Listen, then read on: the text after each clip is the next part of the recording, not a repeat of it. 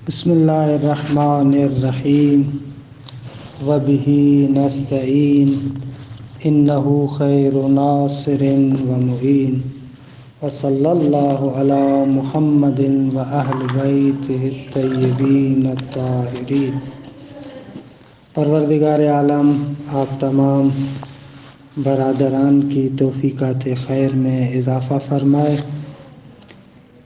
اور خداوند متعال آپ تمام عزیزان کو اپنے حفظ و امان میں رکھے۔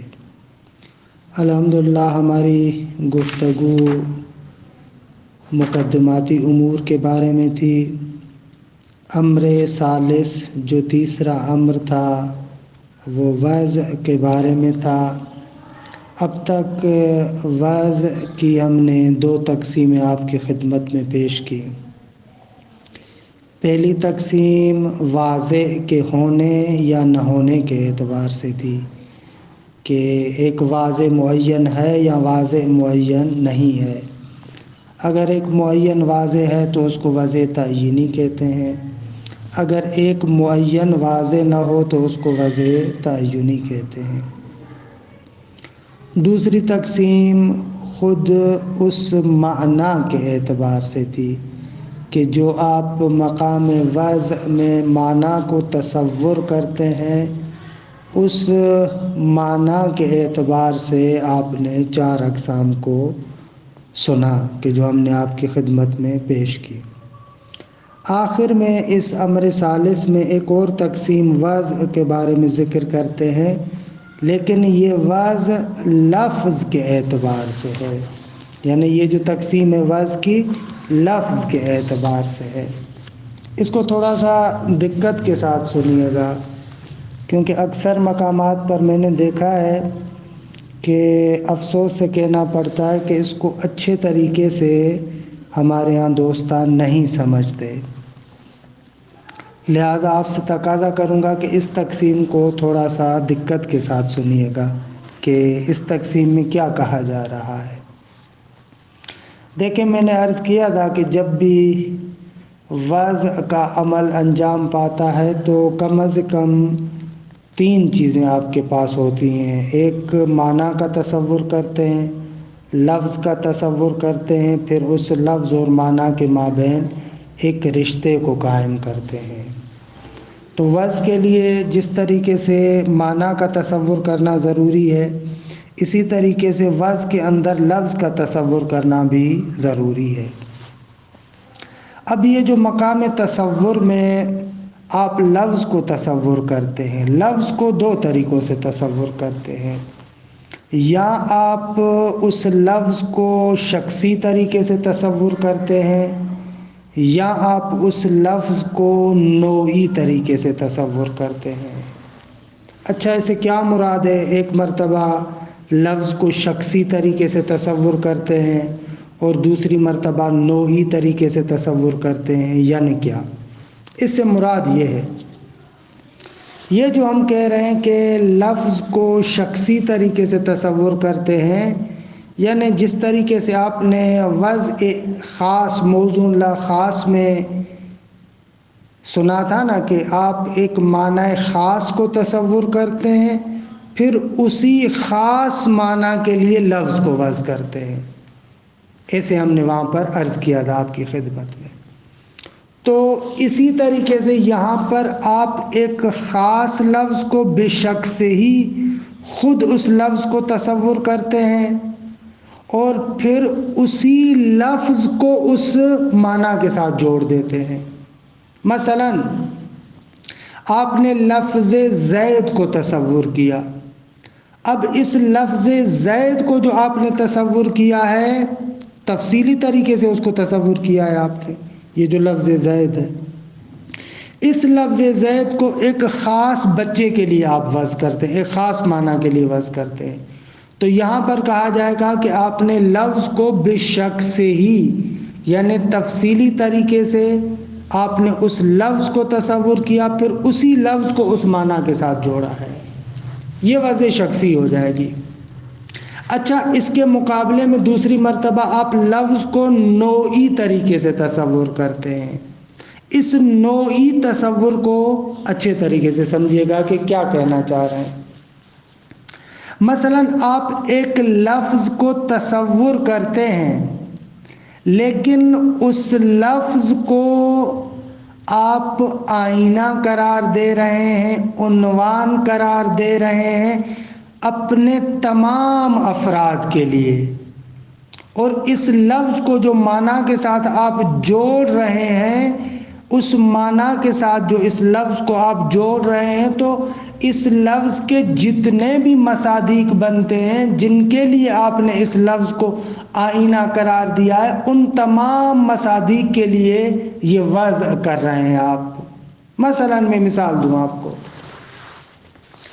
آپ کہہ رہے ہیں کہ ضرب فعل ماضی ہے، ٹھیک ہے، آپ کہتے ہیں کہ یہ جو ضرب کے اندر ایک ہیئت ہے فعل ماضی کی کہ فعل کے وزن پر ہے، اس ہیئت کو میں وضع کرتا ہوں اس بات کے لیے کہ فعل کی فاعل کی طرف نسبت ہوگی زمان ماضی میں۔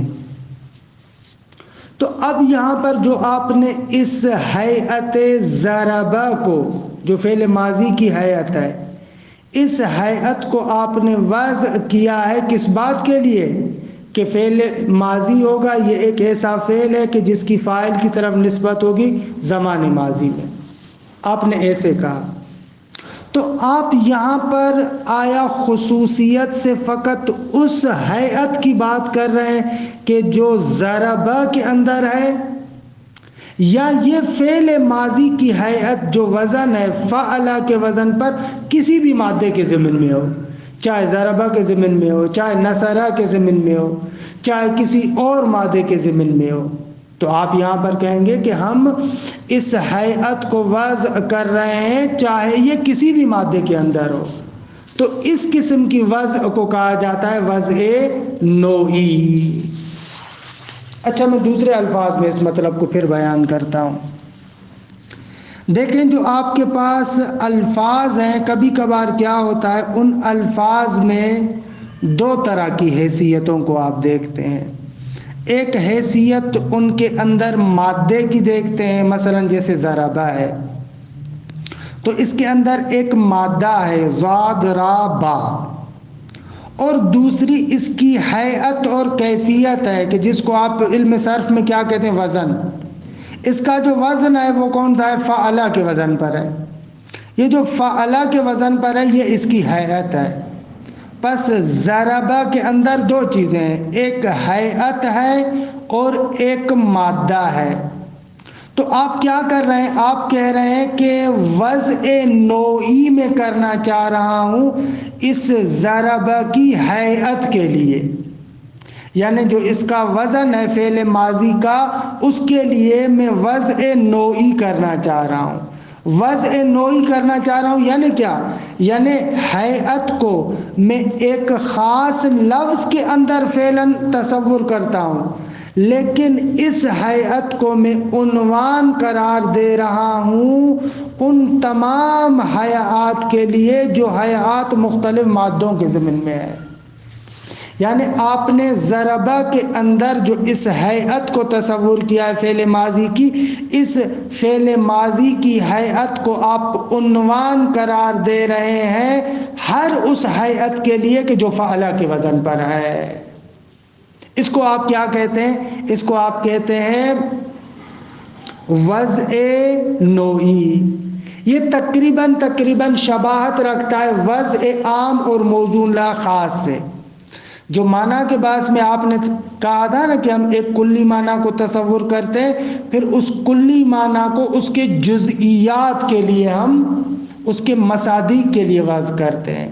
تو یہاں پر بھی اسی طریقے سے کہ لفظ کے ضمن میں اس کی خاص ہیئت کو آپ مد نظر رکھتے ہیں اور اس خاص ہیئت کو وجہ، چہرہ اور عنوان قرار دے رہے ہیں اس کے تمام افراد کے لیے، یعنی جو بھی فعلہ کی ہیئت پر ہے ان تمام افراد کے لیے آپ اس کو آئینہ قرار دے رہے ہیں، اور پھر ان تمام ہیئات کے لیے اس ہیئت کے معنی کو وضع کرتے ہیں۔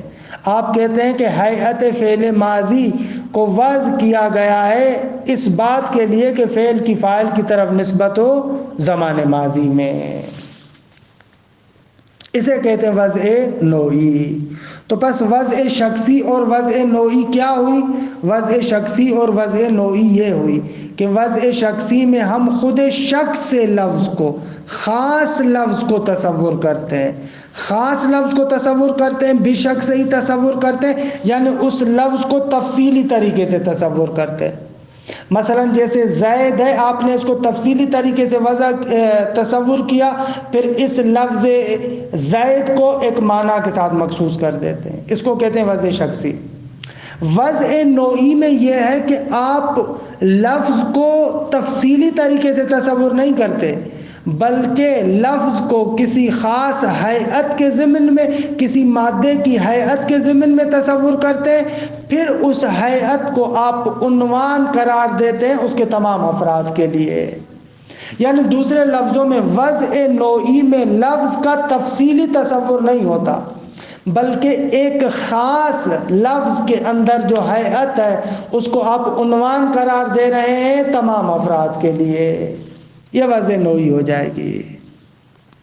دوسرے الفاظ میں وضع شخصی وہاں پر ہوتی ہے جہاں پر مادہ اور ہیئت دونوں کو ملا کر ایک ہی معنی کے لیے وضع کرتے ہیں۔ جہاں پر بھی وضع شخصی ہوتی ہے نا، وہاں پر مادہ اور ہیئت دونوں کو آپ ملا کر ایک ہی چیز کے لیے بناتے ہیں، ایک ہی معنی اس کی قرار دیتے ہیں۔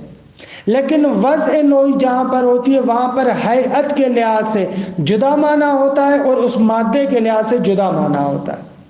مثلا جیسے ضربہ ہے، اس ضربہ کا ضاد را با مادے کے لحاظ سے ایک معنی ہے یعنی مارنا، اور ضربہ کی جو ہیئت ہے فعل ماضی کی، اس فعل ماضی کا جدا گنا مطلب ہے، جدا گنا معنی ہے، یعنی اس مارنے کی نسبت ایک خاص فاعل کی طرف دی گئی ہے گزشتہ زمانے میں۔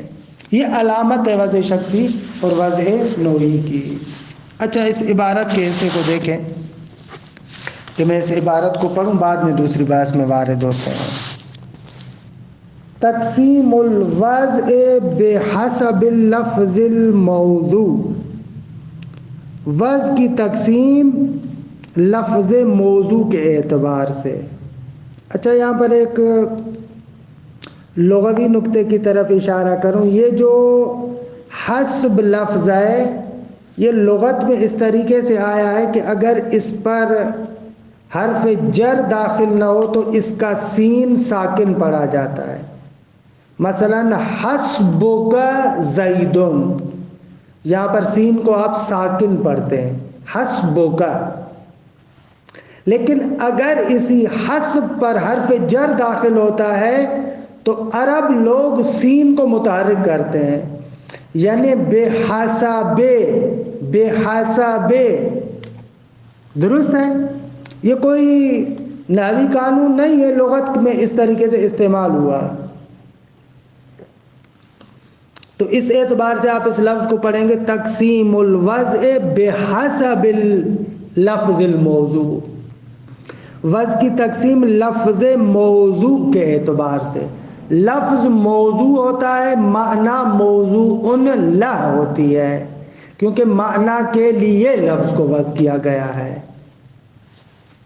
ثم انما مر کان تقسیما للوضع حسب المعنی، یہاں پر سین کو دیکھیں ساکن پڑھ رہا ہوں میں، کہتے ہیں جو گزر چکا وہ وضع کی تقسیم تھی معنی کے اعتبار سے، معنی کے اعتبار سے یعنی جب آپ معنی کو تصور کر رہے تھے۔ وَثَمَّةَ تَقْسِيمٌ آخر لَهُ، یہاں پر ایک اور تقسیم ہے لہو یعنی وضع کے لیے، حسب اللفظ الموضوع، لفظ موضوع کے اعتبار سے۔ وَثَمَّةَ تَقْسِيمٌ آخر إِلَى شَخْصِيٍّ وَنَوْعِيٍّ، اس وضع کی تقسیم ہے لفظ کے اعتبار سے شخصی اور نوعی کی طرف، یعنی تقسیم یا شخصی ہے یا نوعی ہے۔ فَإِذَا كَانَ اللَّفْظُ الْمَوْضُوعُ متصورن بے شک سے ہی، اس بے شک سے ہی کے نیچے اگر آپ حاشیہ لگانا چاہتے ہیں تو یہ لفظ لکھیں، اے بالنحو التفصیلی من دون ان یراد به افرادو، یا اگر ہلکا سا حاشیہ لگائیں تو پھر بے شک سے ہی کے نیچے لکھیں اے بالتفصیلی، یعنی فَإِذَا كَانَ اللَّفْظُ الْمَوْضُوعُ مُتَصَوَّرًا بِشَخْصِهِ، اگر وہ لفظ کہ جس کو وضع کیا جاتا ہے اس کو ذہن میں تصور کیا جائے بے شک سے ہی، بے شک سے ہی یعنی تفصیلی طریقے سے اس کو تصور کیا جائے، کتصور لفظ زید بے شک سے ہی، جس طریقے سے آپ لفظ زید کو بے شک سے ہی تصور کرتے ہیں، تفصیلی طریقے سے تصور کرتے ہیں، پھر اسی لفظ زید کو ایک معنی کے ساتھ جوڑ دیتے ہیں، اس کو کہا جاتا ہے وضع شخصی۔ وَأَمَّا إِذَا كَانَ مُتَصَوَّرًا بِوَجْهِهِ وَعُنْوَانِهِ یا وَعِنْوَانِهِ، انون یؤنون عنوانا، وَأَمَّا إِذَا كَانَ مُتَصَوَّرًا، لیکن اگر اس لفظ موضوع کو تصور کیا جائے، کانا کی ضمیر جا رہی ہے لفظ موضوع کی طرف، اگر اس لفظ موضوع کو تصور کیا جائے بے وجہ ہی و عنوان ہی، ایک عنوان کے ذیل میں، ایک عام چیز کے ضمن میں اس کو تصور کیا جائے، بے وجہ ہی و عنوان ہی یعنی اس کو کسی عام چیز کے ضمن میں تصور کیا جائے، خود اس لفظ کو آپ تفصیلی طریقے سے تصور نہیں کرتے بلکہ اجمالی طریقے سے تصور کرتے، پھر اس کے ضمن میں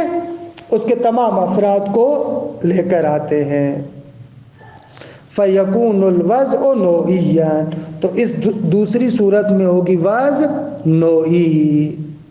البتہ پہلی عبارت میں بھی تھوڑی سی کوتاہی ہے، دیکھیے گا، اگر عبارت ایسے ہوتی فَإِذَا كَانَ اللَّفْظُ الْمَوْضُوعُ مُتَصَوَّرًا بِشَخْصِهِ فَيَكُونُ الْوَضْعُ شَخْصِيًّا، درست ہے، کتصور لفظ زید بشخصه، درست ہے، کوئی کوتاہی نہیں ہے۔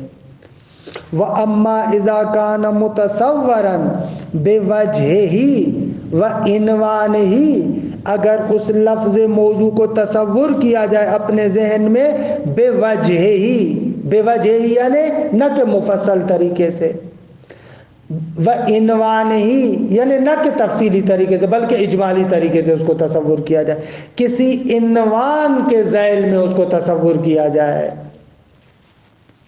کہیئت الفعل الماضی، جس طریقے سے فعل ماضی کی ہیئت، التی ہی موضوعۃ، جو فعل ماضی کی ہیئت وضع کی گئی ہے، لانتساب الفعل الی الفاعل فی الزمان الماضی، اس چیز کے لیے اس کو وضع کیا گیا ہے کہ فعل کی نسبت دی جائے فاعل کی طرف زمان ماضی میں، ضربہ کی جو ہیئت ہے اس کو اس چیز کے لیے وضع کیا گیا ہے، وَلَكِنَّ الْمَوْضُوعَ لَيْسَ الْهَيْئَةَ الشَّخْصِيَّةَ فِي ضَرَبَ أَوْ نَصَرَ، لیکن یہاں پر جو وضع کیا گیا ہے وہ اس خاص ہیئت کو وضع نہیں کیا گیا جو ضربہ اور نصرہ کے ساتھ مخصوص ہے، نہ اس خاص ہیئت کو وضع نہیں کیا گیا، وَلَكِنَّ الْمَوْضُوعَ لَيْسَ الْهَيْئَةَ الشَّخْصِيَّةَ فِي ضَرَبَ أَوْ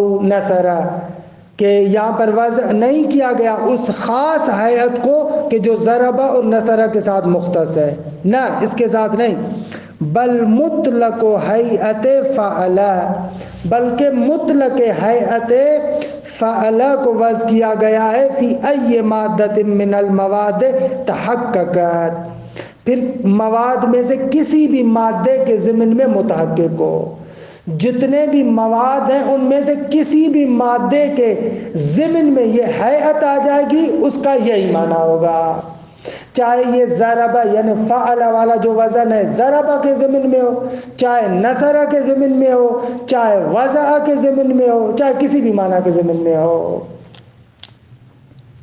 وَبِذَلِكَ يُعْلَمُ، یہاں سے پتہ چلتا ہے کہ ان وضع الہیئۃ فی الفاعل والمفعول والمفعال هو نوعی۔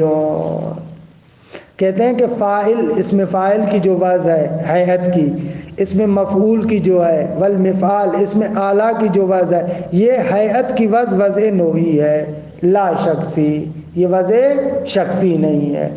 یعنی جو بھی فاعلن کے وزن پر ہوگا وہ اس میں فاعل ہے، جو بھی مفعولن کے وزن پر ہوگا وہ اس میں مفعول ہے، چاہے فاعلن کے ضمن میں ہو، چاہے ضاربن کے ضمن میں ہو، چاہے مضروبن کے ضمن میں ہو۔ درست ہے؟ اس طریقے سے یہ بحث یہاں پر تمام ہو جاتی ہے۔ فتلخص، بحث کا خلاصہ کیا ہوا؟ بحث کا خلاصہ یہ ہوا کہ لفظ موضوع کو ایک مرتبہ بے شک سے ہی تصور کرتے ہیں، وضع شخصی ہوگی، دوسری مرتبہ بے شک سے ہی تصور نہیں کرتے بلکہ بے عنوان ہی و بے وجہ ہی تصور کرتے، یہ وضع نوعی ہو جائے گی۔ بے شک سے ہی تصور کرتے ہیں یعنی کیا؟ یعنی اس کو تفصیلی طریقے سے تفصیلی طریقے سے تصور کرتے ہیں۔ تفصیلی طریقے سے تصور کرتے ہیں یعنی کیا؟ یعنی وہاں پر مادہ اور ہیئت دونوں کو ایک معنی کے ساتھ مخصوص کیا جاتا ہے، لیکن جہاں پر آپ ہیئت کو مد نظر رکھتے ہیں خاص طریقے سے، وہاں پر آپ لفظ کو بے شک سے ہی تصور نہیں کرتے بلکہ بے عنوان ہی تصور کرتے، اجمالی طریقے سے تصور کرتے۔ ایک ہیئت کے ضمن میں تمام ہیئات کو آپ مد نظر رکھتے ہیں، یہ وضع نوعی ہو جائے گی۔ الحمدللہ اس طریقے سے ہمارا امر ثالث ختم ہوا۔ اچھا، آتے ہیں امر رابع کی طرف۔ امر رابع کے اندر یہ مطلب ہے کہ ہم دلالت کو ایک لحاظ سے تقسیم کرتے ہیں کہ دلالت یا تصوریہ ہے یا تصدیقیہ ہے۔ یہ مطلب سمجھنے والا ہے، اس مطلب کو سمجھیے گا۔ دیکھیں، دلالت تصوریہ سے مراد یہ ہے کہ جیسے ہی آپ لفظ سنتے ہیں آپ کے ذہن میں اس کا معنی آ جائے۔ اب ضروری نہیں ہے کہ اس لفظ کے معنی کا لفظ ادا کرنے والے نے قصد کیا ہے یا نہیں کیا، اصلاً اس طرف ناظر ہی نہیں ہے۔ دلالت تصوریہ میں فقط یہ چیز مد نظر ہے کہ اس لفظ کا لغت میں معنی کیا ہے، جیسے ہی آپ لفظ سنتے ہیں آپ کے ذہن میں وہ معنی آ جائے، یہ ہے دلالت تصوریہ۔ دلالت تصدیقیہ فقط یہ نہیں ہے کہ لفظ کو سنے اور اس لفظ کا معنی آپ کے ذہن میں آئے، نہ، بلکہ دلالت تصدیقیہ میں ایک اور امر بھی آپ کے لیے روشن ہوتا ہے، وہ یہ ہے کہ جیسے ہی آپ لفظ سنتے ہیں آپ کے ذہن میں معنی تو آ گیا دلالت تصوری کے لحاظ سے، لیکن دلالت تصدیقی میں آپ اس نقطے کو بھی سمجھتے ہیں کہ اس معنی کا متکلم نے ارادہ بھی کیا ہے۔ یعنی دلالت تصدیقیہ میں آپ کے ذہن میں فقط معنی نہیں آتا بلکہ معنی مراد متکلم آپ کے ذہن میں آئے۔ دوسرے الفاظ میں دلالت تصدیقیہ میں اس چیز کو کشف کیا جاتا ہے کہ یہ متکلم جو لفظ ادا کر رہا ہے تو متکلم جیسے ہی لفظ ادا کرتا ہے تو متکلم چاہتا ہے کہ اس لفظ کے معنی کو مجھے سمجھائے اور اس معنی کا اس نے ارادہ بھی کیا ہے۔ یہ دلالت تصدیقیہ میں ہے کہ آسان ہے، بالکل مشکل نہیں ہے، لیکن یہ مطلب سمجھنا اہم ہے کہ دلالت یا دلالت تصوریہ ہے یا دلالت تصدیقیہ ہے۔ دلالت تصوریہ کا مقصد یہ ہے کہ لفظ کا معنی فقط آپ کے ذہن میں آئے۔ دلالت تصدیقیہ میں فقط معنی ذہن میں نہیں آ رہا بلکہ اس کے ساتھ یہ چیز بھی آپ سمجھتے ہیں کہ متکلم نے جو یہ لفظ ادا کیا ہے اس لفظ کے ذریعے سے وہ چاہتا ہے کہ اس معنی کو مجھے سمجھائے اور اس معنی کا اس نے ارادہ بھی کیا۔ مثلا مثال دوں تاکہ دونوں دلالتیں آپ کے لیے روشن ہو جائیں۔ ایک مرتبہ انسان سہون ایک لفظ کہتا ہے، یعنی سہون لفظ کہتا ہے اس کے منہ سے ایک لفظ نکل گیا لیکن اس کے معنی کا اس نے ارادہ نہیں کیا، لیکن جیسے ہی لفظ اس کے منہ سے نکلتا ہے، لفظ آپ سنتے ہیں، فوراً اس لفظ کا معنی آپ کے ذہن میں آتا ہے، لیکن کیونکہ اس نے سہون اس لفظ کو ادا کیا ہے، لہذا اس لفظ کے اس معنی کا اس نے ارادہ نہیں کیا۔ یہاں پر دلالت تصوری ہے لیکن تصدیقی نہیں ہے۔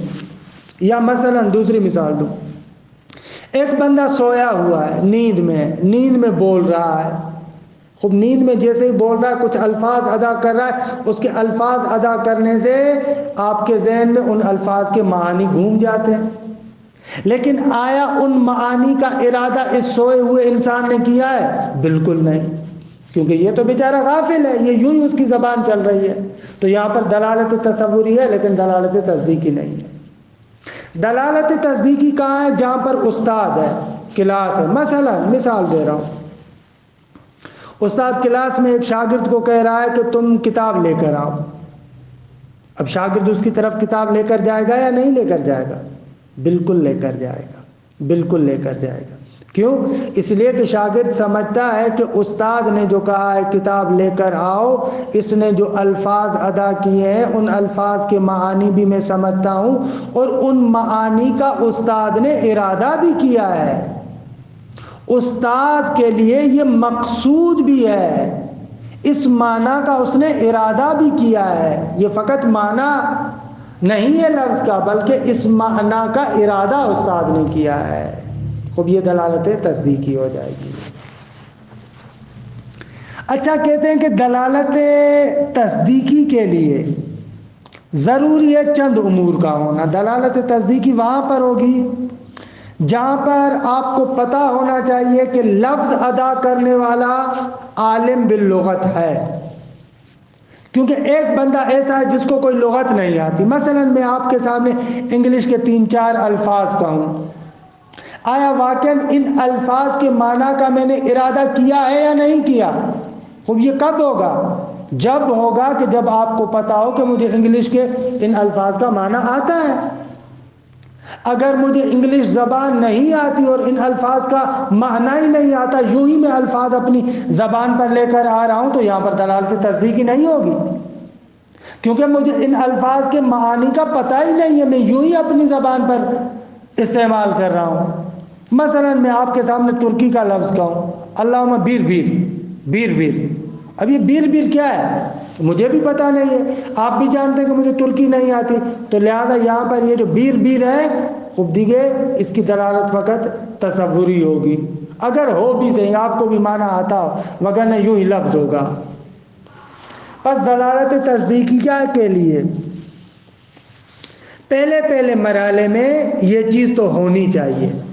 البتہ یہ فقط دلالت تصدیقیہ کے لیے بھی نہ، بلکہ دلالت تصوریہ کے لیے بھی ضروری ہے۔ اصلاً دلالت تصوریہ بھی وہاں پر ہوگی جہاں پر آپ کو علم باللغت ہو، وہاں پر ہوگی، درست ہے، یہ وہاں پر بھی ضروری ہے۔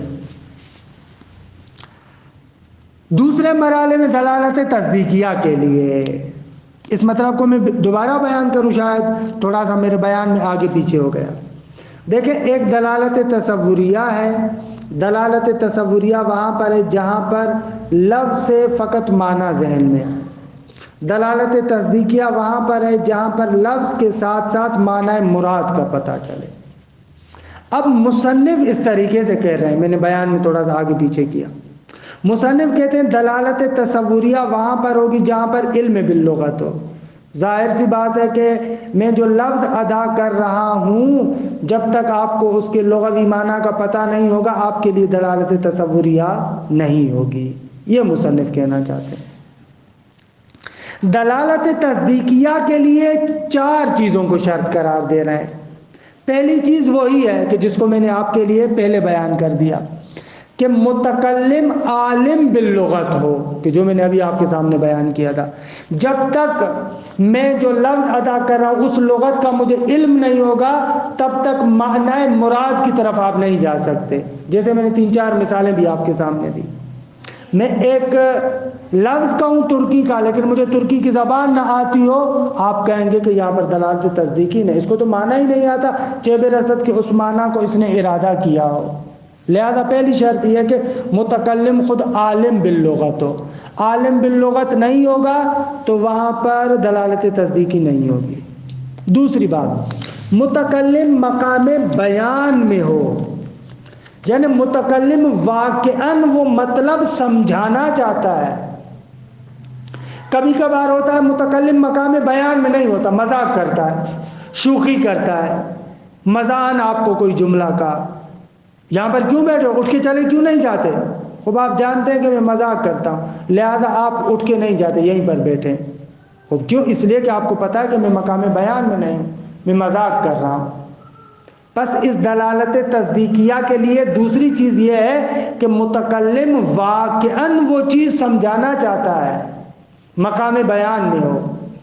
اس مقام بیان سے چند چیزیں خارج ہو جاتی ہیں، جیسے ہزل ہے، مذاق، جو مذاق ہے یا مزاح کہیں آپ، یہ اس دلالت تصدیقیہ جدی میں نہیں آتا۔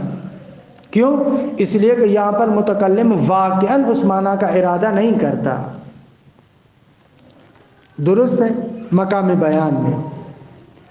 تیسرا نقطہ یہ کہ متکلم جدی ہو، آگا اس طریقے سے بیان کرتے ہیں، متکلم کیا ہو؟ جدی ہو، مذاق نہیں کرنا چاہتا۔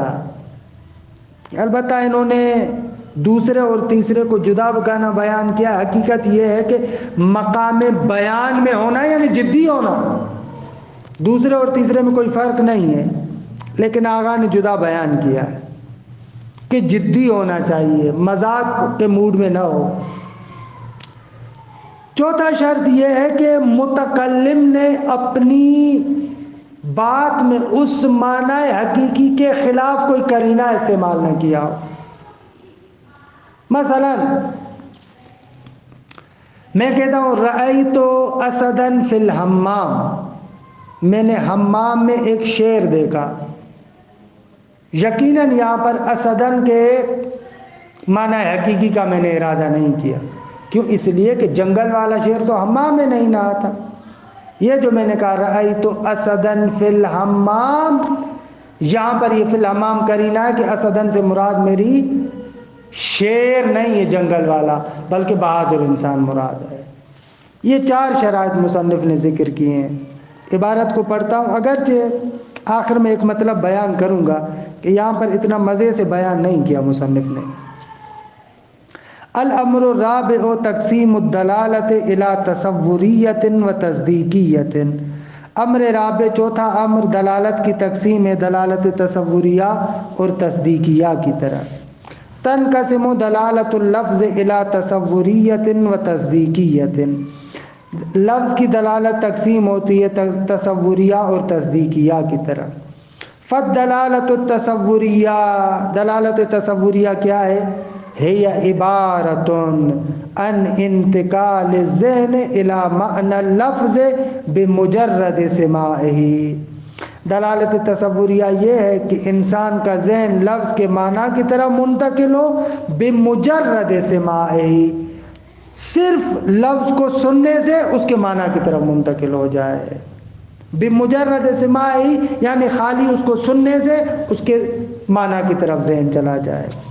وَإِن لَمْ يَقْصِدْهُ اللَّافِظُ، اگرچہ اس معنی کا قصد نہ کیا ہو لفظ ادا کرنے والے نے، یہ قصد یقصدو ہے، اکثر غلط پڑھتے ہیں قصد یقصدو، یقصدو نہیں ہے یقصدو ہے، لہذا اس کو پڑھیں وَإِن لَمْ يَقْصِدْهُ اللَّافِظ، اگرچہ اس معنی کا لافظ نے لفظ ادا کرنے والے نے قصد نہ کیا ہو۔ کما اذا سمعه من الساہی، جس طریقے سے ساہی جو سہون بھول چک میں لفظ ادا کرتا ہے، اس سے آپ نے ایک لفظ سنا، خوب دیکھیے دلالت تصوری ہے، وہاں پر معنی آپ کے ذہن میں آئے گا۔ اب النائم، یا جو نیند میں ہے وہ بندہ لفظ کہہ رہا ہے۔ وَأَمَّا الدَّلَالَةُ التَّصْدِيقِيَّةُ، لیکن دلالت تصدیقیہ فہی دلالت اللفظ، یہ لفظ کی دلالت ہے کس بات پر؟ الا ان المعنی مراد للمتکلم، کہ یہ معنی متکلم کے لیے مراد ہے، یعنی اس معنی کا متکلم نے ارادہ بھی کیا ہے۔ فقط لفظ سے آپ معنی کی طرف نہیں جاتے بلکہ اس نقطے کی طرف بھی جاتے ہیں کہ متکلم نے اس معنی کا ارادہ بھی کیا ہے۔ وَمَقْصُودٌ لَهُ، یعنی وَمَقْصُودٌ لِلْمُتَكَلِّمِ، کہ متکلم نے اس معنی کا قصد بھی کیا ہے۔ فالدلالة الأولى تحصل بالعلم باللغة، دلالت تصوریہ علم باللغت سے حاصل ہوتی ہے۔ آپ کو لغت کا علم ہوگا، جیسے کوئی لفظ کہے گا اس لغت کا آپ کے ذہن میں اس کا معنی آ جائے گا۔ لیکن وَأَمَّا الثَّانِيَةُ فَتَتَوَقَّفُ عَلَى أُمُورٍ، لیکن جو دوسری دلالت ہے دلالت تصدیقیہ، اس کے لیے 4 امور کا ہونا ضروری ہے۔ امر اول ان یکون المتکلم عالما باللغت، متکلم اس لغت کا عالم ہونا چاہیے، کیونکہ اگر متکلم اس لغت کا عالم نہیں ہوگا تو آپ کبھی بھی تصدیق نہیں کر سکتے کہ متکلم نے اس معنی کا ارادہ کیا ہے۔ دوسرا شرط ان یکون فی مقام البیان والافادۃ، متکلم اپنی مراد کو بیان کرنا چاہتا ہے، متکلم اپنے مقصود کو بیان کرنا چاہتا ہے، یہ بھی آپ کے لیے محرز ہونا چاہیے۔ 3 ان یکون جادا لا ہازلا، تیسرا شرط یہ ہے کہ متکلم جدی ہو، واقعاً حقیقت میں اس مطلب کو بیان کرنا چاہتا ہے، کوئی مذاق نہیں کر رہا، حاصل نہیں کر رہا، کہ ہمارے اعتبار سے دوم اور سوم میں کوئی فرق نہیں ہے۔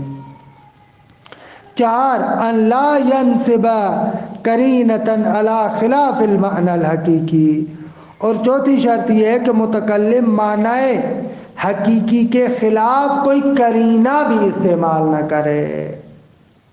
اگر متکلم معنی حقیقی کے خلاف قرینہ لے کر آئے گا تو پھر متکلم نے جس معنی کے لیے قرینہ استعمال کیا ہے وہی مراد متکلم ہوگی۔ یہ 4 شرط انہوں نے دلالت تصدیقیہ کے لیے لکھے ہیں، لیکن حق کے مطلب یہ ہے کہ دلالت تصوریہ اور تصدیقیہ کو صاحب کتاب موجز نے مزیدار طریقے سے بیان نہیں کیا۔ اسی مطلب کو شہید باقر صدر نے حلقہ اولا اور حلقہ ثانیہ میں بہت خوبصورت بیان کیا ہے کہ انشاءاللہ آج وقت تمام ہو گیا، کل اس مطلب کو جو شہید صدر کا ہے اس کو بیان کر کے انشاءاللہ بعد والے بحث میں جائیں گے۔ اگرچہ ہماری بنا نہیں ہے کہ دوسرے مطالب کو بیان کیا جائے، لیکن اگر کتاب کے اندر ایک بحث شل ہے، مزے سے بیان نہیں ہوئی ہے اور بحث اہم بھی ہے تو اس بحث کی طرف اشارہ کرنا ضروری سمجھتا ہوں۔ 10-15 منٹ میں اس بحث کو اچھے طریقے سے بیان کروں گا جو شہید صدر نے بیان کیا ہے، کیونکہ یہ اہم بحث ہے۔ مطلق اور مقید کے بحث میں اس کا بہت زیادہ استعمال ہے اور بہت زیادہ فائدہ ہے، لہذا دلالت تصوریہ اور تصدیقیہ کو اچھے طریقے سے سمجھیں۔ انشاءاللہ آئندہ جلسے میں اس کو بیان کروں گا۔ وصلی اللہ علی محمد و اہل بیتہ الطیبین الطاہرین۔